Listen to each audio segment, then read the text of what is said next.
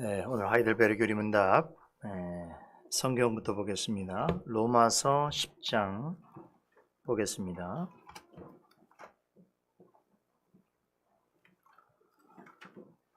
로마서 10장 9절에서 15절 말씀까지입니다.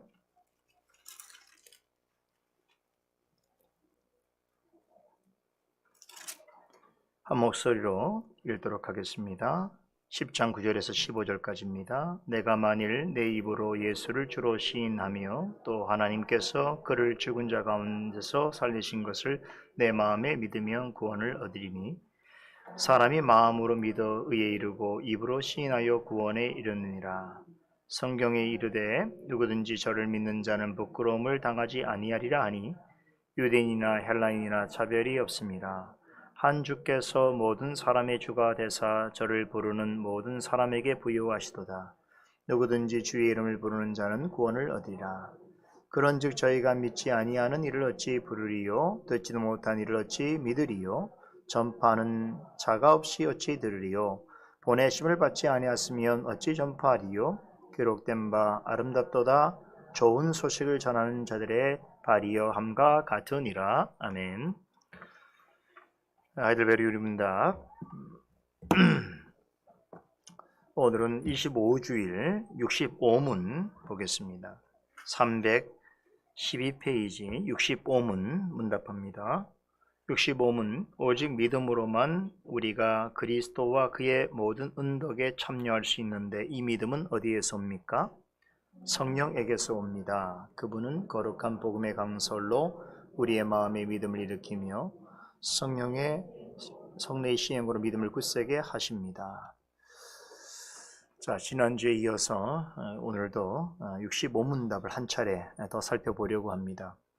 우리는 계속해서 그리스도를 믿는 믿음이 얼마나 중요한지에 대해서 공부하고 있습니다. 그리스도를 믿는 것이 왜 중요한가? 한마디로 말하면 그리스도를 믿지 않으면 구원을 얻을 수 없기 때문이지요. 오늘 읽은 로마서 10장 9절에 보니까 내가 만일 내 입으로 예수를 주로 시인하며 또 하나님께서 그를 죽은 자 가운데서 살리신 것을 내가 마음에 믿으면 그랬죠. 그리스도가 우리의 주님이시다는 것과 그리고 죽음 가운데서 살리셨다는 것을 하나님께서 살리셨다는 것을 마음에 믿으면 구원을 얻는다. 그러므로 13절에 누구든지 주의 이름을 부르는 자는 구원을 얻으리라 라고 말씀합니다. 그러니까 믿음이 왜 중요한가 라고 하면 우리가 지난 시간에는 믿음이 그리스도로 말미암아 우리를 의롭게 하시는 데 있어서 아주 결정적인 요소라는 것을 우리가 친히 교리를 통해서 배웠고, 이제 65문답에 있어서는 이 믿음이 구원받은 백성들에게 어떤 효과를 지니는가 라고 하는 부분에 대해서 살펴보게 되는 것입니다. 자, 그런데 이렇게 우리의 구원에 있어서 구원받은 사람으로서 하나님께서 그리스도께서 십자가에서 이루신 그 구속의 모든 은덕들, 다시 말하면 그리스도께서 우리를 위하여 십자가의 죽으심으로 이루신 그 구속의 은총과 은혜들을 우리에게 전달하심에 있어서 그리스도께서 직접 하지 아니하시고 그리스도께서 보내신 성령으로 하여금 이 일을 행하게 하시고 우리에게 적용해 하시는데, 그런데 이 그리스도의 구속의 은총과 은혜를 우리에게 어떤 방편을 통하여 주시는가 하면 바로 은혜의 방편을 사용하신다라는 거죠. 이 은혜의 방편, 우리가 이것을 소리문답에서는 은혜의 방편이 말씀, 성례, 기도 대표적으로 세 가지로 얘기하고 있죠. 그런데 이제 우리가 보고 있는 65문 하이델베르 교리문답에서는 이 은혜의 방편을 말씀과 성례에 집중해서 설명하고 있습니다. 자, 그런데 오늘 흥미로운 사실을 보게 되는 것은 65문을 보게 되면 자, 우리를 그리스도의 와 그의 모든 은덕에 참여하게 하는 그 믿음이 성령으로부터 나온다라고 말하면서 성령께서 이 은혜의 방편인 말씀과 성례를 사용하신 그 결과가 우리에게 어떤 믿음 관련해서 어떤 일이 이루어지는가를 설명하는데, 그게 뭐예요? 먼저는 우리의 마음의 믿음을 일으키시고 우리의 마음의 믿음을 굳세게 하신다는 것이지요. 이게 굉장히 중요한 부분입니다. 자, 이 설명에 따르면 성령께서 은혜의 방편을 사용하시는 이유가 무엇과 관련되어 있다는 것입니까? 우리의 믿음과 관련되어 있다는 거예요. 우리의 믿음의 어떠함을 위해서 성령께서 믿음의 방편을 사용하시고 적용하신다는 것이지요. 이 말은 은혜의 방편이 우리를 구원하는 것이 결코 아니죠. 그건 수단이지요. 그렇죠? 그럼에도 그러니까 구원은 그리스도로 말미암아서, 즉 그리스도께서 우리를 위해서 행하신 일과 그분이 성취하신 의로서 우리에게 주어지는 것이죠. 구원의 결과로 우리는 하나님 앞에서 의롭다함을 얻게 되었고 하나님의 자녀가 된 것입니다. 그러한 자들에게 은혜의 방편을 주시는 거예요. 그러니까 은혜의 방편은 하나님 앞에서 의롭다함을 받은 하나님의 자녀들이 받아 누리게 되는 것이죠. 그렇죠? 그런 점에서 은혜의 방편은 구원 얻은 자에게 주시는 하나님의 특별한 선물인 거죠. 그러니까 구원만 주지 아니하시고 이 구원을 보다 믿음으로 잘 이해하고 받아 누릴 수 있도록 하기 위해서 구원받은 자에게 은혜의 방편을 선물로 주시는 것입니다.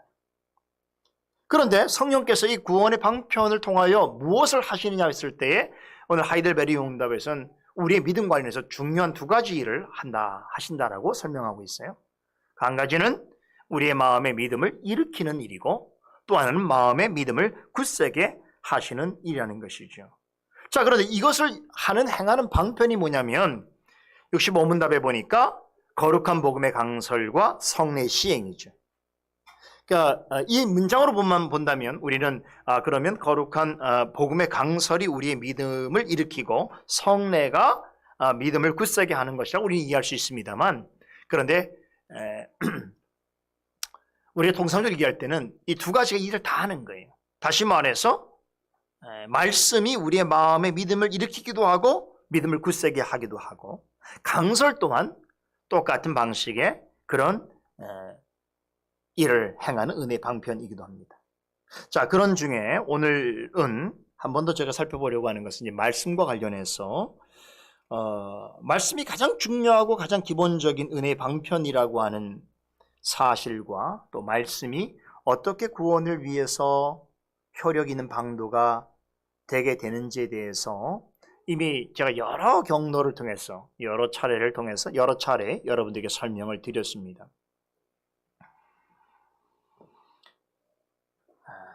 자, 성령의 통상적인 역사는 말씀과 관련됐다는 걸 우리는 이해해야 돼요. 받아들여야 됩니다. 그러니까 구약시대 때 혹은 성경에 기록되기 전에는 성령께서 매우 비상적이고 특별한 방식으로서 역사하실 때도 있었으나 말씀이 다 기록돼서 우리에게 증거되어지고 성령께서 이 말씀을 통하여 우리에게 하나님 뜻을 조명해 주시는 이 상황에서는 성령의 사역은, 통상적인 사역은 오직 말씀과 관련됐다는 사실을 기억하셔야 됩니다. 왜 그러냐? 성령은 진리의 영이시기 때문에 그래요.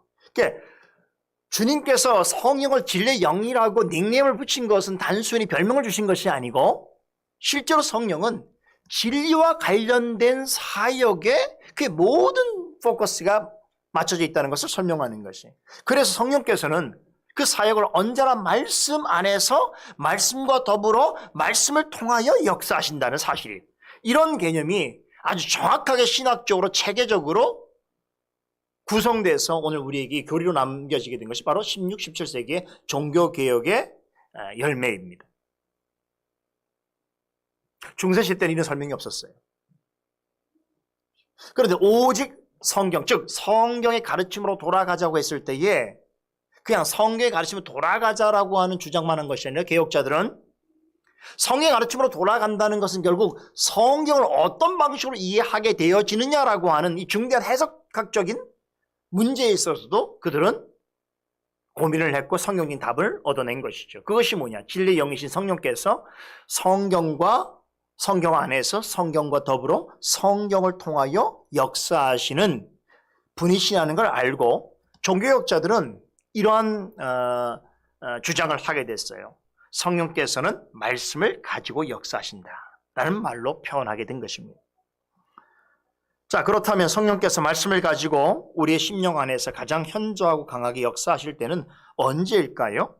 다시 질문을 하면 우리가 도대체 무엇을 할 때 성령께서는 말씀을 가지고 우리 마음 안에 역사하실까요? 그래서 그것을 통해서 우리의 믿음을 일으키시고 더 강화하시는 것일까요?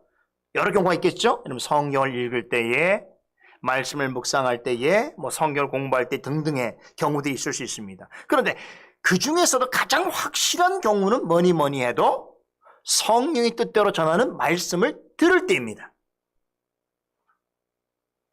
하이델베르 교리는 바로 이 부분에 주목하고 있습니다. 우리가 무엇을 할 때에 성령께서 말씀을 가지고 역사하셔서 우리의 믿음을 일으키시고 말씀을 깨닫게 하시고 말씀에 민감하게 반응하게 하시는가? 요리문답은 복음의 강설을 전할 때라고 하고 있어요. 복음의 강설, 그럼 무엇을 의미하는 것입니까? 설교죠. 설교입니다. 요즘 우리가 매 주일마다 사도행전 강설을 통해서 오순절 성령 강림의 역사와 더불어 탄생한 기독교회의 그 시작과 그 기독교회가 이제 세상을 향하여 나아가게 될 때에 어떤 일들이 일어났는지 그리고 초기적 상황들을 우리가 자세하게 좀 살펴보고 있는데, 자, 그 사도행전의 저자인 누가가 지상에 기독교회가 탄생한 두 가지 주 요인에 대해서 우리에게 설명하고 있죠. 그게 뭡니까? 하나는 성령의 충만한 임재입니다. 더불어서 성령 충만함을 입은 사도들의 말씀 전파입니다. 이 두 가지로 교회가 세워진 거예요. 그러니까 교회의 시작은, 출발은 성령의 강력한 임재와 더불어서 성령 충만한 자들의 말씀 선포로 교회가 세워지게 된 것이죠. 이 사실은 굉장히 중요한 내용입니다. 우리가 지상에 있는 교회가 사람들이 모여있기 때문에 마치 사람이 구성하고 사람이 그 교회를 이룬 것처럼 보일 수 있지만, 그러나 실제로 그 교회가 시작된 근원적인 그 출발점은 사람에게 있지 않아요. 성령의 임재 역사와 성령의 충만함을 입은 사람들의 말씀 선포였습니다. 그래서 성령의 충만함을 받았던 그 사도들이 어떤 일을 했지요? 성령의 충만함을 입어서 성령의 말하게 하심을 따라서 심지어 다른 방언으로 복음을 전했다는 거잖아요. 그렇죠. 이게 오순절 성령 강림의 역사를 통하여 교회가 세워진 그 첫 출발점을 우리에게 설명해 주고 있는 것입니다. 자, 오순절 성령 강림이 있은 이후에 초대교회 안에서 여러 가지 이적들이 나타났습니다. 사도들이 배워본 적도 없는 다른 나라 혹은 다른 지역의 말들을, 이 방언이죠. 이것을 다른 사람들에게, 예루살렘에 온 많은 유대인들에게 이 말로서 복음을 증거하게 되고, 기적이죠. 말의 기적이죠. 또 그 외에도 여러 가지 이적과 표적들이 일어났다고 성경 말합니다. 그러면서 우리로 하여금 주목해야 하는 것이 무엇이었어요? 베드로와 요한이 성전에 기도하러 올라갈 때에 성전 미문에서 만났던 안진뱅이를 고친 사건이죠. 제가 말씀드렸듯이 이 사건은 여러 기적들 중에 하나입니다. 그걸 하나를 사도행전 3장에 기록한 것이 제가 오늘 아침 말씀드렸죠. 히스토리적인 사건이죠. 다시 말하면 일어난 역사죠. 일어난 일이죠. 그 일을 3장에 우리에게 소개하는데, 그 소개하는 목적이 이런 일이 일어났습니다. 여러분 놀랍지 않습니까? 이 얘기를 하려고 하는 것이 아니고, 이런 역사가 하나님의 주권과 섭리 가운데 일어났을 때, 특별히 교회와 관련해서 일어난 사건이라고 볼 때에 이 역사적 사건 속에 숨어있는 하나님의 뜻이 무엇인가를 찾는 게 게시트예요. 이해되시겠어요? 이 게시트의 역사를 여러분 이해하고 해석하는 것이 바로, 해석하게 하는 것이 설교고, 설교자가 해야 될 몫인 것이죠.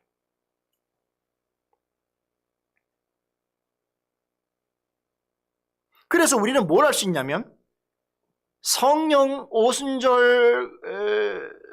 강림의 역사로 인해서 많은 이적과 표적들이 나타났지만, 그때에 이 현상을 목도하는 사도들과 혹은 믿는 자들과 또 유대인들과 또 오늘 우리가 지난주 이번 주에 배웠던 유대 지도자들이 보는 관점이 달랐다는 것을 누가는 우리에게 말해주고 있습니다. 다시 말해서 대부분의 유대인들과 유대 지도자들은 일어난 현상을 주목했어요.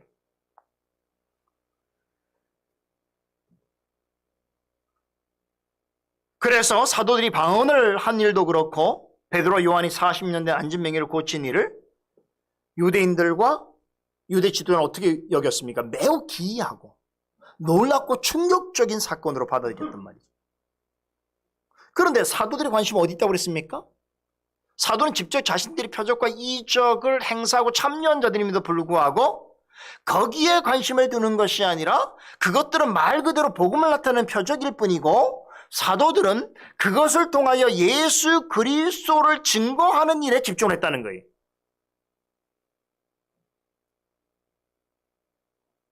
그래서 사도들은 자신들이 경험한 그 신비로운 기적을 설명하지 않고 그것을 통해서 하나님의 큰 일이 되는 예수 그리스도를 통한 구원과 그리스도를 통해서 세워지는 교회에 대하여 전달했다는 것이죠.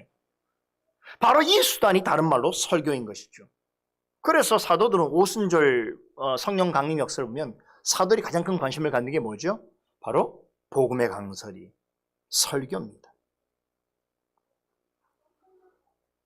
성령 충만을 입은 사도들은 예루살렘을 방문한 유대인뿐만 아니라 자신들을 대적하는 무리들을 향해서 이 설교라고 하는 방편을 통해서 복음을 전했습니다. 그때 어떤 일이 벌어졌지요? 두 가지 반응이 나타났습니다. 설교를 듣고서 주의 이름을 부르면서 주 앞으로 나오는 많은 일들이 있었죠. 3,000명, 5,000명. 대략적으로 그건 이제 수만 명이라고 볼 수 있겠죠. 많은 사람들이 그리스도를 믿게 됐고 주의 제자가 되기를 원해서 교회가 형성되기 시작했던 것입니다. 그래서 그런 부분에 그들이 설교를 듣고 어떤 반응을 보였다고 그래요? 누가는 그들이 자신의 죄를 회개하고 돌이켰으며 주님의 제자가 되기로 결심했다고 그랬죠. 이런 사람들이 예루살렘으로부터 온 유다와 사마리아와 여러 지방으로 흩어져서 결국 그들이 정착한 곳에서 자연스럽게 기독교회가 형성되어지고 세워지게 된 것입니다. 자, 그런데 이런 일이 어떻게 가능했을까 생각해 볼 때에 사도들이 설교를 잘했을까요? 그럴 수 있습니다. 우리가 지금 보고 있는 베드로 설교만 보더라도 베드로가 사도행전 3장에서 설교를 하고 공적인 첫 설교를 했다고 그랬죠. 그리고 4장에서도 지금 설교가 나왔죠. 앞으로도 설교 몇 번 더 하게 되는데 그 베드로의 설교를 자세히 우리가 살펴보게 되면 오늘 아침에 만났던 유대 지도자들이 베드로의 말하는 바를 보고 기탄 없이 말하는 바를 보고 깜짝 놀랐다고 그랬잖아요. 그런 우리가 인상을 받게 되는 거죠. 베드로 하면 우리가 아는 게 있는데 베드로가 얼마 전까지 무슨 일을 했는지 우리가 알고 있는데 그런데 완전히 달라진 모습이죠. 오순절 성령 강림을 통해서 베드로는 완전히 이전 사람하고는 모습을 찾아볼 수 없을 정도로 달라졌습니다. 그런데 그 모습, 그의 어떤 성품과 행실만 달라진 것이 아니고 가장 달라진 것이 뭐냐면 그리스도의 복음을 전하는 그 담대함과 또 그 논리성이에요. 그래서 3장, 4장에 나오는 내용들이 보면 얼마나 그 설교가 정교하게 잘 다듬어진 형태를 가지고 있는가 우리는 그것을 볼 수 있습니다. 그가 과연 갈릴리 어부 출신인가 우리가 그렇게 의심할 정도로 성경적이고 논리적이고 설득적인 내용으로 듣는 사람들의 마음을 감동시킵니다. 또 한편으로는 무시무시한 사내들인 공개원들 그 앞에서 조금 더 두려워하지 않고 너무나 담대하게 또 분명하게 복음을 전했습니다. 자, 그런데 누가는 베드로와 사도들이 이러한 설교를 할 수 있었던 그 근원적인 원인을 설명하죠. 그 배후에 뭐가 있었다는 것입니까? 말씀을 가지고 역사하는 성령의 개입이 있었다라고 그는 밝힙니다. 그래서 그들이 이런 설교를 할 때에 성령의 충만함을 따라서, 다시 말하면 성령이 말하게 하심을 따라서 설교를 했다라고 전하는 것이지요. 즉 성령이 충만한 그러한 말씀을 선포할 때에 여러분 어떤 일이 벌어졌습니까? 성령께서 그 말씀을 가지고 그것을 귀담아 듣는 사람들의 마음 가운데 역사하셔서 그 말씀을 가지고 그 설교를 방편 삼아서 그들의 마음의 믿음을 일으키시고 주를 향한 믿음을 더욱더 굳세게 하셨다는 것이죠. 그런데 어떤 이들은 사도들의 설교를 듣지 않으려고 했습니다. 오늘 오전에 우리 강서 시간에 살펴본 것처럼 사내들인 종교 지도자들은 베드로가 기탄 없이 하는 말을 듣고 매우 이상히 여겼습니다. 왜 그렇습니까? 그의 설교 내용보다도 그들의 출신과 학벌, 그들의 외적인 그런 조건들을 그들은 언급하면서 사실상 매우 불쾌하게 여겼어요. 왜냐하면 가르치는 자의 권위는 자신들밖에 없는데 그들이 많은 백성들에게 진리를 가르칠 뿐만 아니라 성전 안에서도 가르침을 베푼다는 것은 도대체 용납할 수 없는 일이었던 것이죠. 더군다나 자신들에 비해서 배움이 한창 모자른 어쩌면 미천하고 무식한 자들이라고 할 수 있는 사람들이 그 많은 사람들에게 어떤 가르침을 통해서 이러한 영향을 끼친다는 것은 그게 자존심이 상할 만한 일이기도 했을 거예요. 그렇죠? 기분이 상하는 일이죠. 그 내용이 어떤 거와는 상관없이 굉장히 마음이 들지 않는 일인 것이죠.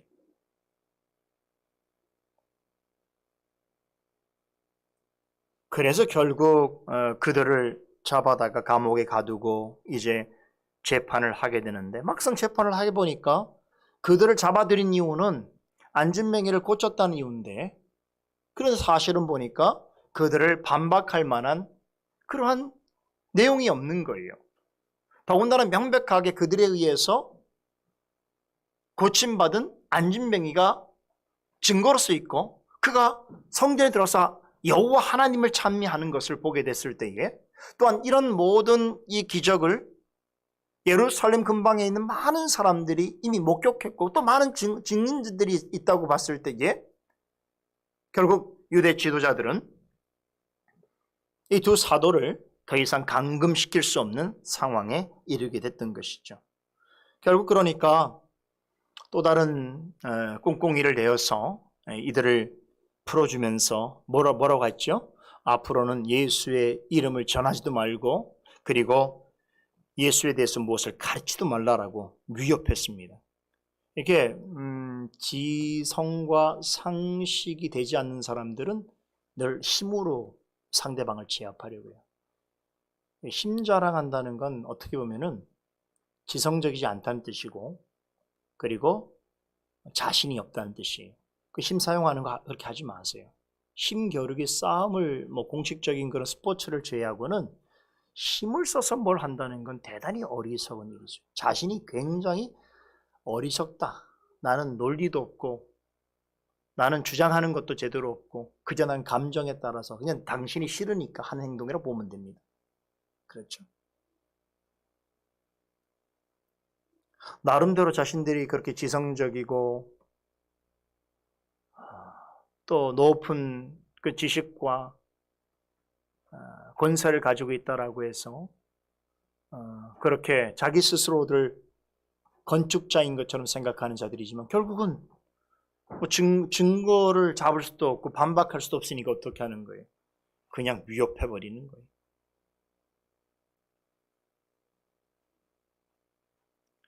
여러분 사도행전 7장에 보면 앞으로 배울 내용인데 스데반 집사 순교 이야기 나오지요. 자, 여러분 스데반이 순교하기 전에 어떤 일이 있었는가 제가 조금 말씀드릴게요. 스데반이 유대인들 앞에서 정말 긴 설교는 7장 전체가 설교입니다. 와, 스데반 대단한 분이에요. 우리 집사 그러면 이제 오늘날 집사 생각이 그런 건 아니고요. 복음 전도자였죠. 말씀의 은사가 아주 큰 분인데 7장에 보면 와, 그 설교는 정말 제가 신약 성경에서 보는 설교 중에 예수님께서 전하신 설교를 제하고 어쩌면 정말 가장 위대하다고 평가할 정도의 그런 설교가 스테반의 설교입니다. 그런데요, 그 설교 내용이 아브라함으로부터 시작을 해서 예수 그리스도까지 이르는 그 구원의 장대한 역사를 한 번에 깨워서 그냥 설교를 다 해버린 거예요.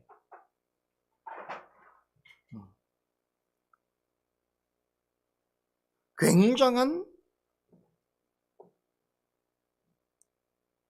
그 하나님의 구원의 역사를 성경적이고 구속사적으로 잘 풀어냈는데, 근데 이제 문제는 이 설교를 마칠 때입니다. 마칠 쯤이 되자 여러분 오늘 같은 일이 벌어진 거죠. 베드로가 기탄 없이 예수 그리스도에 관하여서 설교를 하게 되자 감동적인 결론이죠. 그런데 여기에서 상황이 종결되지 않고 유대 지도자들과의 대치 상황이 지속되어지게 되면서 오히려 유대 지도자들이 더 베드로와 요한을 미워하고 핍박해야 되는 그런 근거로 삼는 상황이 되어버렸단 말이죠. 스데반도 비슷합니다. 너무나 뛰어난 설교를 한 나머지 오히려 그런 끔찍한 일을 당합니다. 설교를 들은 유대인 청중들이 성에 보면 큰 소리를 지르면서 귀를 막고 스데반에게 일심으로 달려들어서 그를 돌로 치고 옷을 벗겨서 성 밖으로 내쳤다라고 전합니다. 성령의 충만함을 입어서 하나님의 말씀을 전한 스데반은 그 설교를 행한 후에 더욱더 광분해진 무지하고 포악한 청중들에 의해서 그 자리에서 순교당합니다. 여러분, 이런 스데반의 순교는 이제 초대교회가 이제 막 세워지는 그 초창기적 상황에서 정말 엄청난 손실이 아닐 수 없습니다. 교회적으로 볼 때에 스데반 같이 이렇게 훌륭한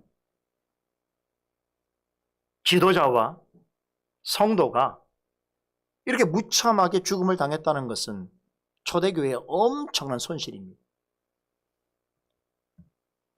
초대교부 터툴레안이 말한 대로 그러나 순교자의 피는 교회의 생명의 씨앗이 되었고 교회는 순교자의 피 위에 세워지게 되었습니다.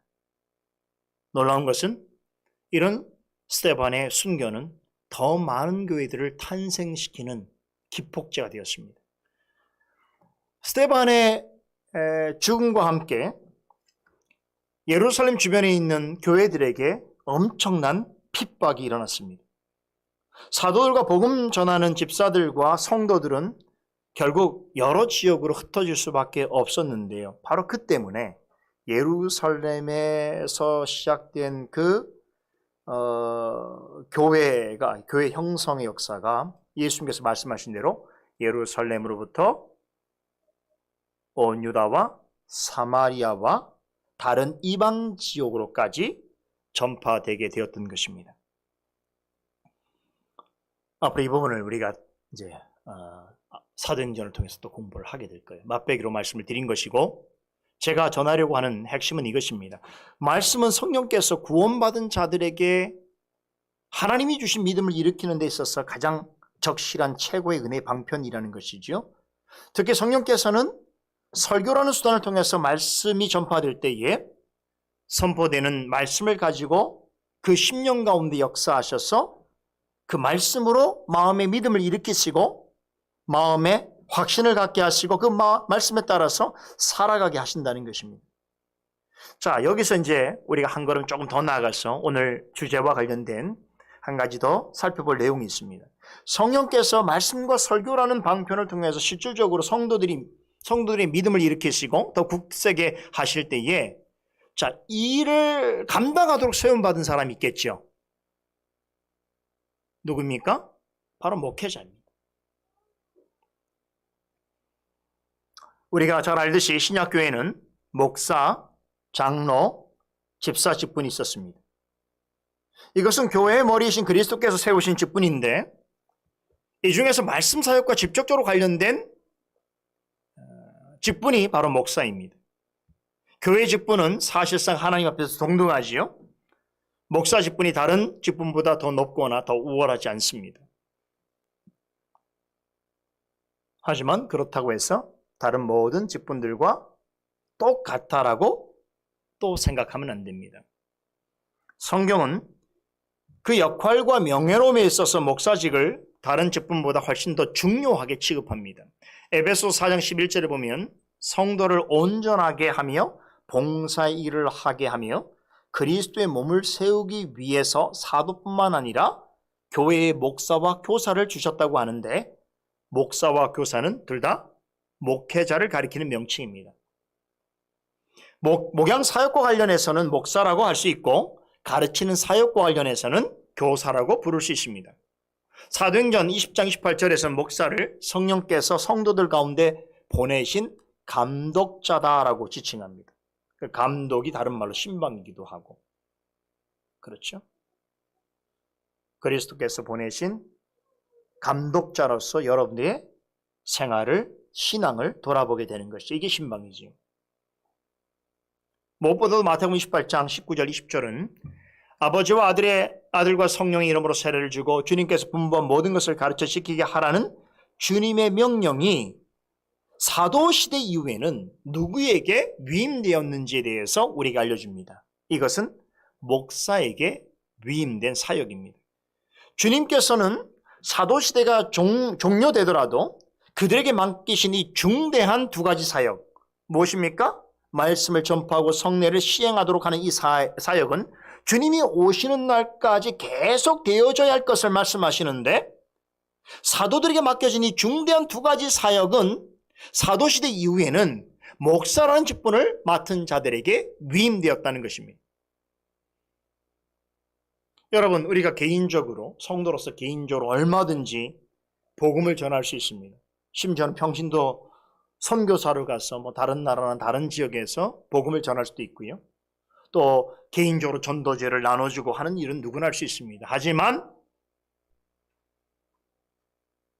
공적으로 복음을 강설하고 성례를 시행하는 일은 오직 목사에게만 주어진 사역입니다. 특별히 성경은 목사가 맡은 말씀 사역에 관하여서 신적인 위임을 받은 일로서 설명합니다. 사도 바울이 기록한 서신서의 맨 처음은 몇 서신서 빼고는 거의 모두 똑같이 이런 말로 기록되어 있습니다. 하나님의 뜻으로 말미암아 그리스도 예수의 사도된 나 바울이라는 말로 시작합니다. 바울은 예수님께서 마지막에 제자들에게 명하신 너희는 가서 모든 민족을 제자로 삼아 아버지와 아들과 성령의 이름으로 세례를 주고 내가 너에게 분부한 모든 것을 가르쳐 지키게 하라는 말씀을 이루는 사도로서의 부르심이 하나님으로 말미암은 것으로 설명하고 있습니다. 무슨 얘기예요? 사도나 목사나 교사는 하나님께서 하나님의 뜻으로서 부름받은 신적인 위임받은 직분이라는 것이죠. 에베소 4장 11절에서 언급된 사도와 선자와 복음 전도자는 일반적인 직분이 아니죠. 신약시대 초기에, 그러니까 사도들이 활동했던 특별한 상황 속에서 주님께서 임시적으로 허락하신 직분입니다. 하지만 목회자를 의미하는 목사와 교사, 그리고 또 장로와 집사와 같은 직분은 그 이후에도 주님 오시는 날까지 계속 유지됩니다. 그래서 우리가 이런 직분을 항존직이라고 말하지요.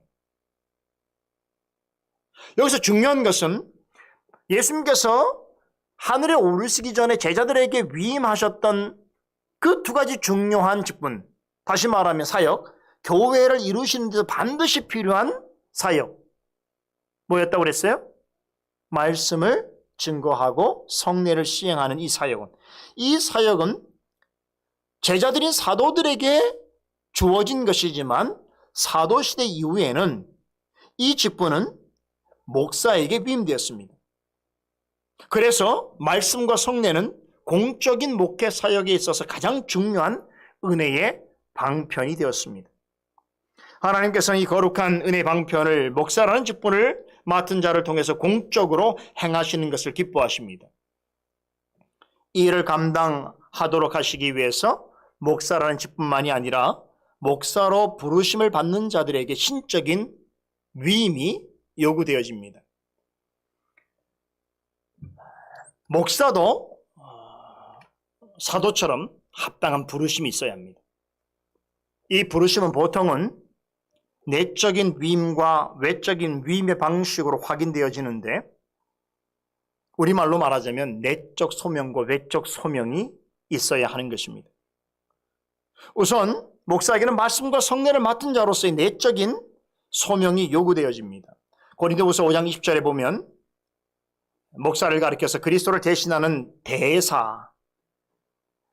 대사가 뭐예요? 대사. 나라를 대신해 대표해서 다른 나라에 파견된 외교 사절이죠. 다른 나라에 파견되어 있는 외교를 맡아보는 최고의 직급을 가진 사람을 대사라고 말하죠. 그런데 대사는 스스로 될 수가 없습니다. 반드시 대통령과 국가로부터 위임을 받아야 하는 것입니다. 목회자도 마찬가지. 하나님께서 위임하여 보내신 직분자입니다. 따라서 하나님이 맡기신 일을 행해야 하는 것입니다. 자, 그런데 이 일은 결코 쉬운 일이 아니지요. 그래서 하나님의 뜻을 따라서 말씀을 해명하고 전해야 하고, 그러하기 위해서는 하나님에 대한 바른 이해와 지식이 있어야 하고 성경을 바르게 해석할 수 있어야 하지요. 그런데 이런 일들은 매우 막중한 일이고, 또 근원적으로 초월적인 하나님의 뜻을 이해하고 해석하여 전달하는 일이기 때문에 사실은 목사는 일반 성도보다 하나님을 더 의지해야 됩니다.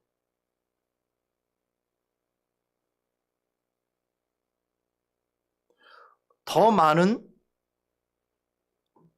기도와 간구와 하나님의 뜻을 찾는 열심이 필요합니다.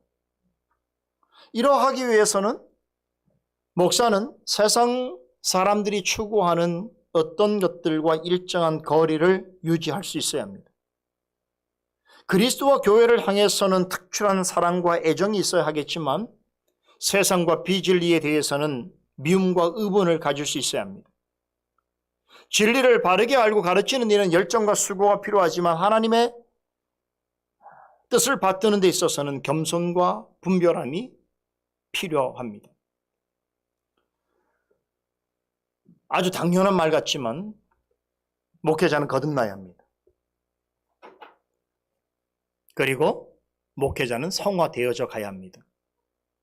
거듭나지 않은 목사, 자기 이익을 위해서 경건과 거룩을 이용하려는 목회자보다 끔찍한 사람은 없다고 베르모스 아브라케 목사님의 책에 써 있더라고요. 목사라는 직분을 가지고 거듭나지 않은 사람이 진리를 전하는 체하고 경건과 거룩을 자신의 이익을 도모하는 일에 하려는 사람만큼 끔찍한 사람은 없다. 무슨 말이지? 목사는 늘 말씀을 통해서 자기 자신을 먼저 점검하고 회개해야 합니다. 말씀으로 먼저 정죄받지 않고 말씀으로 위로를 받지 않는다면 목사가 아닙니다. 그런 사람은 거짓 목자요 종교 사기꾼입니다. 제가 일전에 한번 그런 말씀을 드린 기억이 있는 것 같은데요. 제가 목사라고 하는 직분을 가진 자로서 그래도 가장 좋은 점이 하나 있다고 한다면 여러분보다 말씀을 조금 일찍 볼 수 있다는 것. 그러니까 조금 일찍 볼 수 있다는 것은 먼저 신선한 은혜를 만끽할 수 있다는 것. 그리고 그것을 함께 나눌 수 있다는 것. 그것을 공적으로 행할 수 있다는 것만큼 사실 귀한 일이 없겠지요. 그것은 목회자가 아니면 경험할 수 없는 일입니다. 그런데 그렇게 말씀을 늘 먼저 가까이 하고 말씀으로 자신을 점검할 때에 목사는 하나님 앞에서 먼저 회개하게 됩니다. 또한 말씀으로 위로를 받게 되는 것입니다. 늘 말씀과 같이 한다는 것이 그렇게 귀하고 좋은 일이기도 하지만 또 한편으로는 그 말씀 때문에 하나님으로부터 오는 근심을 갖게 되고 자신의 부패함과 무능함과 게으름에 대해서 고통스러운 염려를 하게 되기도 합니다. 또한 말씀을 전하고 지키는 자로서의 사명을 가지고 있기 때문에 더 많은 유혹과 시험에 빠지기도 하고 영적으로 많은 갈등과 분투를 경험하게 되기도 합니다.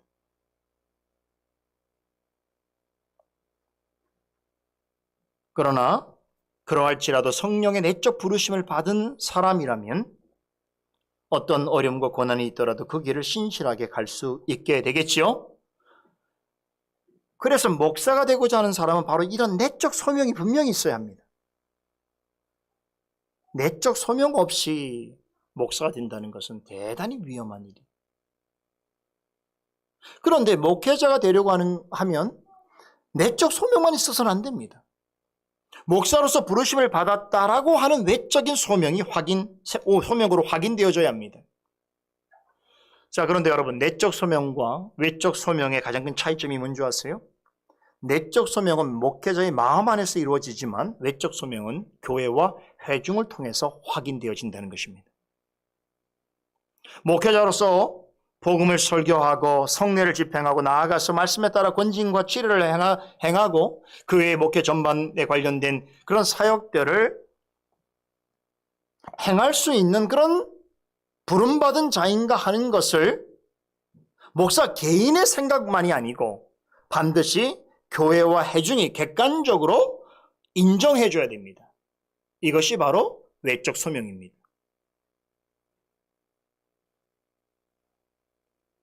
여러분, 이 과정이 없으면 그야말로 자기 마음대로 하게 되는 것이죠. 교회와 회중이 이 부분에서 확인하지 않았는데 자신만 목회자로 부름을 받았다고 한다면 반드시 그런 사람이 있는 교회는 문제가 발생할 수밖에 없습니다.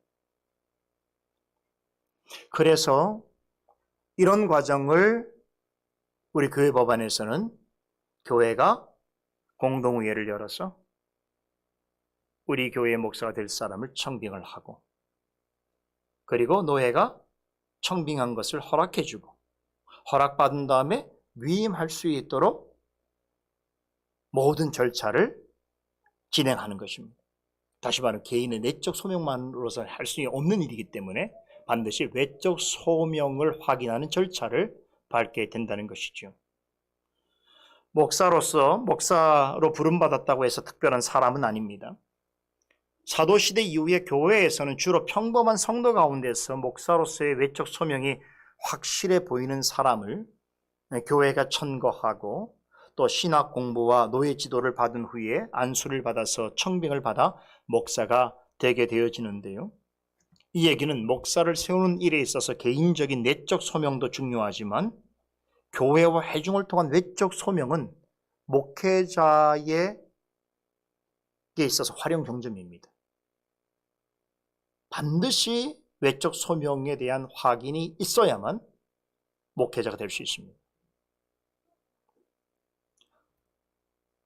성도들은 목회자의 내적 소명에 대해서는 알 수 없습니다. 말을 하면 어느 정도는 알게 되겠지만 실제로 어떤 사람이 목회자로서 내적 소명을 받았는지에 대해서는 알 수가 없지요. 그냥 이렇게 보면 압니까? 보면은 뭐 독심술이 있나요? 아, 저 사람 목사가 될 만한 사람이고 우리 교회 목사하면 좋겠다 이런 생각이 드나요? 아무리 그런 사람이라고도 내적으로 소명받은 것을 자신이 어떻게 알 수 있겠습니까? 그렇죠? 성도는 알 수 없어요. 우리가 어떤 사람이 목사로서 부름받았다는 사실을 확신할 수 있는 것은 바로 외적 소명을 통해서입니다.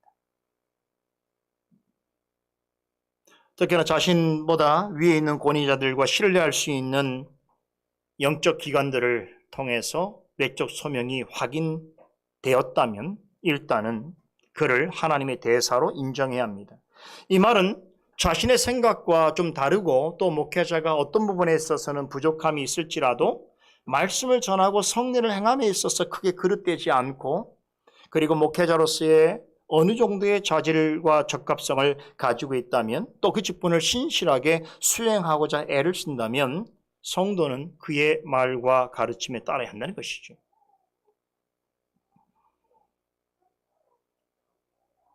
교회는 다스리는 사역을 맡은 장로들을 있다면 그들은 일반 성도보다 배로 존중해야 된다고 사도 바울은 말합니다. 그런데 말씀과 가르침에 수고하는 목사는 그보다 더 큰 애정과 존경으로 대해야 합니다.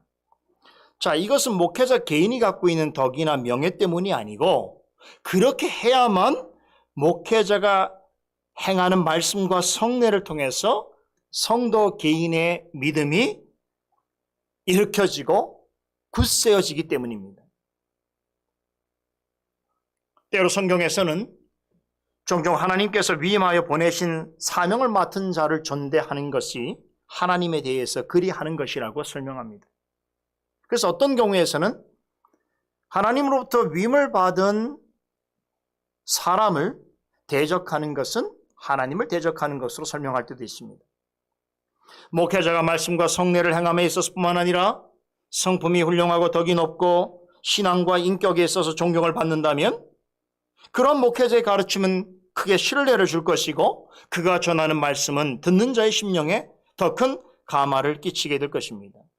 그렇죠. 그런 면에서 목회자는 많은 부분을 노력해야 되는 거예요. 목사가 됐다고 끝나는 것이 아니고 목사 된 이후에 사실은 진짜 목회자로서의 성화가 되어져야 되는 것이죠. 또 한 가지 기억할 것이 있습니다. 합법적인 과정을 거쳐서 교회가 목회자를 청빙했다면 그의 사역과 생활에 대해서 온전한 책임을 져야 합니다. 목회자로서의 직분과 사역을 감당하는 데 있어서 어려움을 당하지 않도록 물심양면 지원해야 합니다. 제가 지금 우리 노예 사역을 하면서 가장 안타까운 것 중에 한 가지가 무엇인가 하면 목회자들이 이중 직업을 갖게 되는 문제가 현실화가 됐습니다. 우리 노예에도 목회자들 중에 목사라고 하는 직분 말고도 다른 직업을 가지고 있는 분들이 많아지고 있습니다. 결국 그 얘기는 그 교회가 그에 대해서 온전한 생활을 보장해 줄 수 없기 때문에 결국 목회자가 나가서 일을 해서 자신의 생활과 생존을 책임져야 되는 상황이 생긴 거죠. 그런데 이게 보편화되고 있다는 게 문제예요. 어떤 분들은 목회자도 나가서 일하는 거, 우리도 다 일해서 일 먹고 사는데 그게 당연한 거 아니에요? 이렇게 생각할 수 있겠습니다만 지금 세워지는 목회자들은 바울이 아닙니다. 사도들이 아니에요. 다시 말해서 목회자가 교회가 그 생활을 보장해 주지 못하고 그 사역에 대해서 어려움이 없도록 해주지 못한다면 결국 그런 영적인 피해와 손실은 성도들에게 돌아가게 되어 있습니다. 교회가 영적으로 자라는 데 큰 어려움을 겪게 될 수밖에 없습니다. 좋은 것으로 좋은 꼴을 먹여줄 수가 없게 되는 것입니다.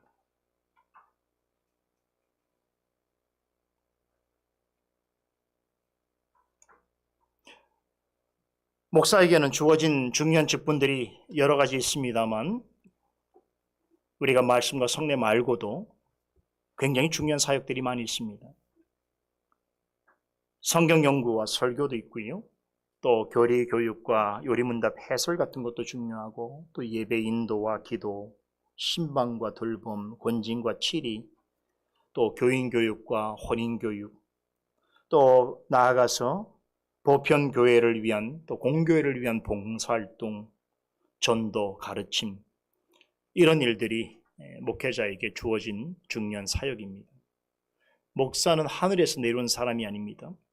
하나님께서 평범한 사람들 중에서 주님의 교회를 위한 목사와 교사로 구별하여 부르신 것이지요. 말씀드렸듯이 그래서 목사와 교사는 다른 직분보다 우월하지 않습니다. 교회의 직분은 본질적으로 동등합니다. 그럼에도 성도라면 목사에게 주어진 고유한 직분과 사역을 존귀하게 여겨야 합니다. 나아가서 신적인 위엄을 받아 세움을 받은 목회자라는 것을 인정한다면 주님의 교회를 위해서 부르심을 받은 목사를 존대해야 됩니다. 왜 그러냐? 그것이 하나님이 기뻐하신 뜻이기 때문에 그래요. 그래서 교회 안에서 예를 들면 진리의 문제가 아닌 이상은 목회자가 가르치는 일이 진리를 벗어나는 문제가 아니라고 한다면 목회자와 크게 대립을 하거나 비난을 하거나 갈등을 빚거나 또 분열을 조장하고 그러면 결국 그런 성도는 스스로 신앙이 굉장히 어려워집니다. 목사에게 맡겨진 사역 중에서 가장 중요한 복음 강설과 성례 시행은 성령께서 구원받은 성도들의 믿음을 일으키시고 더 굳세게 하시는 은혜 방편입니다. 그런데 중요한 것은 이 방편을 성령께서 목사라는 직분과 그의 사역을 통해서 전달하신다는 거예요. 그래서 목사가 중요한 거예요. 이해되십니까? 어떤 방편을 사용하냐고 했을 때 그 방편을 사용해서 그 일을 이루시기 때문에 그 방편이 존중받아야 되고 존대되어야 하는 것입니다. 그러하다면 하이델베르 유림도 65문답의 가르침대로 성령께서 거룩한 복음의 강설로 우리의 마음에 믿음을 일으키시고 성례의 시행으로 믿음을 굳세게 하는 일이 우리 교회 안에서 그리고 회중 가운데서 계속되려면 반드시 하나님께서 성령을 통하여 행하시고자 하시는 그 일을 잘 수종드는 말씀의 사역자가 반드시 있어야 하는 것이. 이게 중요한 거예요. 여러분, 이게 되게 중요한 일이에요. 그래서 신학교가 중요한 거고 목회자 후보생들이 중요한 거예요. 제가 우리 노회에서 목회자 후보생들 교육하지 않습니까? 시간을 내서 일부러 하는 일처럼 생각될 수 있으면 그렇지 않아요. 너무나 중요한 일이기 때문에. 왜냐하면 그 한 사람이 올바르게 자라게 되면 그를 통해서 세워질 교회와 회중들이 받아 누릴 만한 그리스도의 구속의 은총과 은혜가 크기 때문에, 그걸 하나님께서 기뻐하시기 때문에 한 사람의 목회자라도 잘 세울 수 있도록 노력하고 애를 써야 됩니다. 그래서 우리 노회에서는요, 제가 우리 목회자 가을마다 안수식과 강도사 인허식이 있는데요. 저는 그분들이 될 때 제가 개인적으로 우리 교회 이름으로 선물하는 게 있어요. 이 신앙고백서 제가 선물로 줍니다.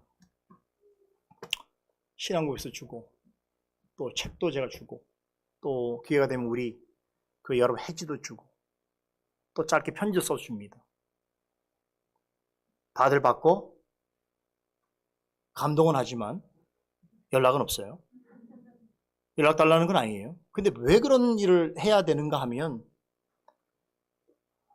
목회자로 세워지는 게 너무나 중요한 일이기 때문에 그래요. 그건 한 개인의 판단과 선택이 일이 아닙니다.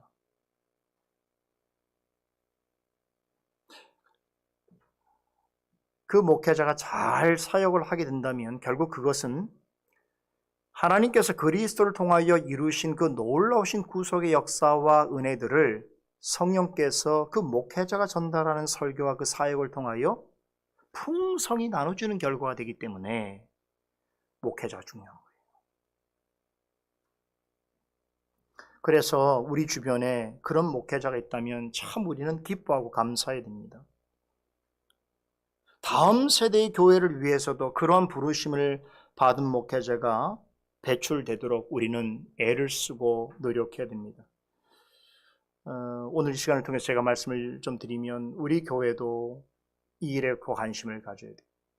그리고 우리 교회에도 가능하다면 앞으로 목회자가 될 수 있는 부르심을 받은 사람들이 와서 교회에서 함께 배우고 사역하고 또 나아가서 우리 교회 안에서 혹시 목회자로서 부르심 받는 그런 사람이 있다면 우리가 잘 주시하고 주목해서 그를 키우고 그래야 다음 세대까지 하나님께서 우리 교회를 통해서 행하시는 일들이 제대로 수행되어지는 것이. 그죠? 이게 얼마나 중요한 일인지 몰라요.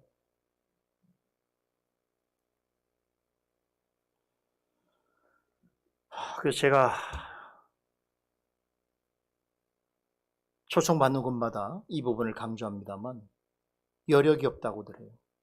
그러니까 우리 교회가 지금 가장 우리 보편교회 관심 가져야 될 내용 중에 한 가지는 전 두 가지를 생각하는데, 하나는 뭐냐면 우리 다음 세대를 위해서 지금부터 관심을 갖고 준비해야 된다는 거, 교육에 관심 가져야 된다는 거.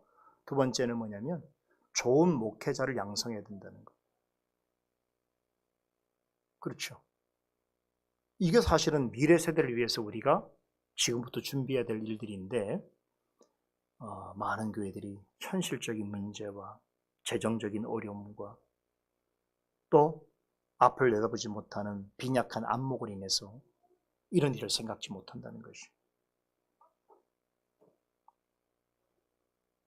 분명한 것은 오늘 하이델베르 유림답에서는 복음의 강서를 통해서 성령께서 우리의 믿음을 일으키시고 우리의 믿음을 굳세게 하신다는 것입니다. 우리는 이 사실을 믿어야 합니다.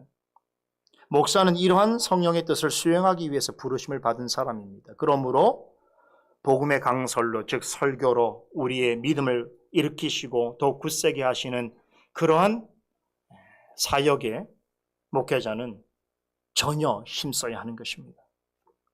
교회는 그런 목회 사역을 힘써 도와야 하는 것입니다.